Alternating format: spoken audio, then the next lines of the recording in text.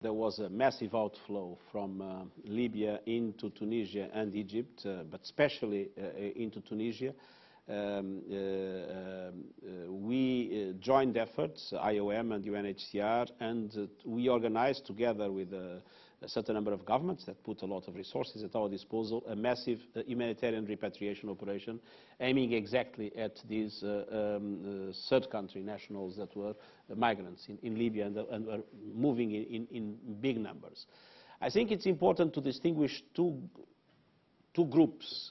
Those that had not really big protection problems, that basically were fleeing because of the conflict and wanted to go back home, and we helped them to go back home without many problems. And many of the sub-Saharans that were facing a very dramatic situation inside Libya, because there was this idea that as Gaddafi had hired mercenaries from several African countries, that they could be targeted inside Libya, and we had some very dramatic appeals for support from people from sub-Saharan Africa. In any case, of the 650,000 people that left Libya until now, it's an amazing number.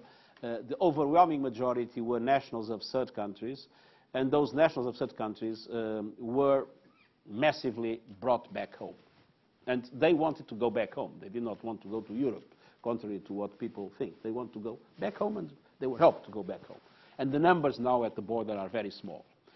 The problem for Tunisia and for Egypt, and I have to say that they have opened the borders, and the Tunisians in particular were extremely supportive of all kinds of protection concerns in relation to everybody that crossed the border. In Egypt we had some difficulties, but as a whole, I think these countries have been extremely generous, opening their borders in an unlimited way. But as I said, this group of people that left has not been a problem for Tunisia and for Egypt. What is a very serious problem, especially for Egypt, but also for Tunisia, is the number of nationals that returned. We believe that there was about 1 million Egyptians in Libya. Probably almost half of them have gone back to Egypt.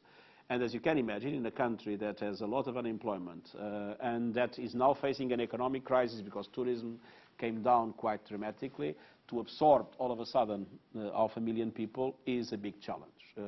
Tunisia has a similar problem with a smaller scale, but this requires, in my opinion,